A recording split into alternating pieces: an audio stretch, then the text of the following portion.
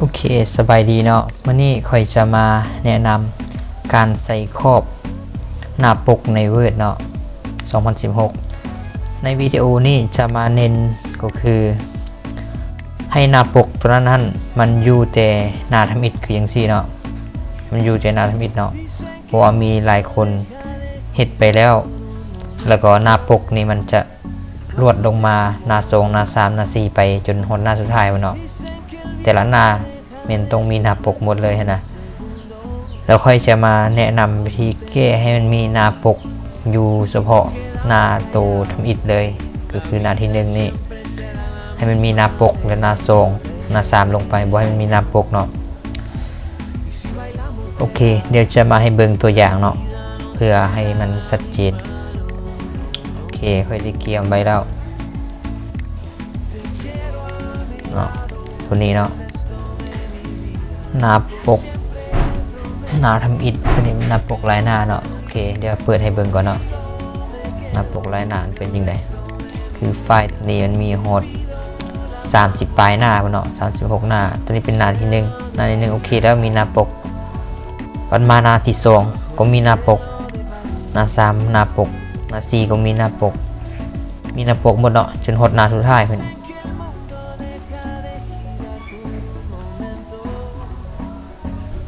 โอเคแต่สิ่งที่เขาต้องการคืออยากให้มีหน้าปกหน้าเดียวคือหน้าที่1จังซี่เนาะเราจะมาเฮ็ดจังได๋เนาะสิ่งที่เขาต้องการก็คือเป็นจังซี่เนาะ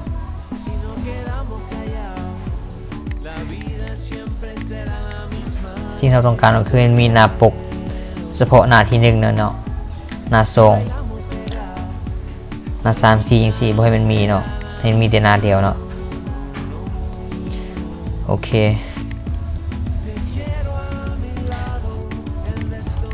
แล้วเราจะเบิ่งวิธีการเฮ็ดให้มีหน้าปกเฉพาะหน้าเดียวก็คือหน้าโดที่ทำอิฐเนาะโอเคคนอื่นหมดก็เข้าไปที่เอกสารของเราเลยเนาะ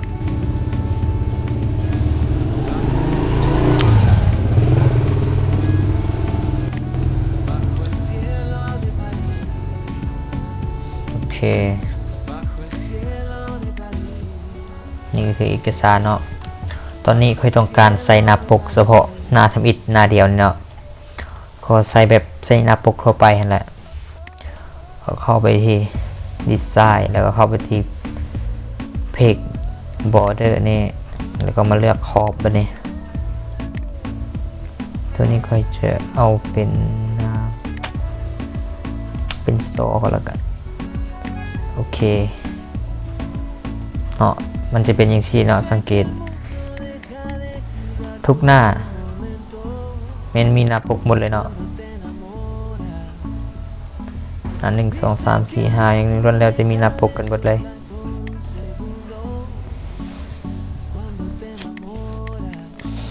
โอเค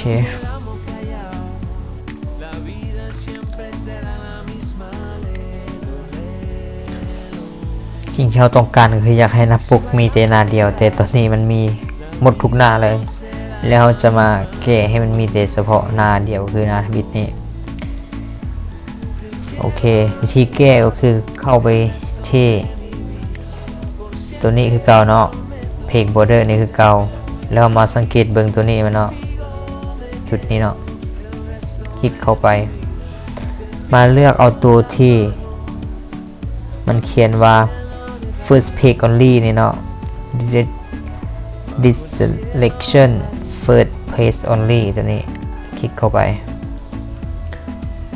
ความหมายก็คือจะให้มันมีแต่เฉพาะหน้าเดียวเนาะตัวนี้นะนั่นก็โอเคแปลว่าได้แล้วเนาะสังเกตเบิ่งว่ามันจะมีแต่เฉพาะหน้าเดียวนี่เนาะแล้วก็หน้าอื่นนั่นก็บ่มีแล้วโอเคแต่ว่าตอนนี้เห็นว่ามันยังโบงามเนาะครบมันยังสำคัญเดี๋ยวจะมาปรับให้เป็นทั้งหน้า3ถึง 2.5 แล้วก็ทั้งนี้2เนาะเข้า option ครับเข้า check โอเค โอเคโอเคสังเกตว่าทั้งหน้าเป็น3แล้วงามแล้วทางนี้ 2.5 ทางนี้2โอเค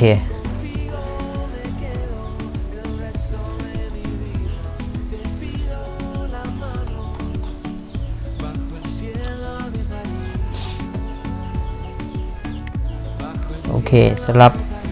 คลิปนี้เนาะจะขอจบคลิปเพียงเท่านี้เนาะอย่าลืมกดติดตามช่อง YouTube โรงเรียน IT แล้วก็ Facebook โรงเรียน IT เนาะเพื่อบ่ให้พลาดคลิปใหม่ๆเนาะ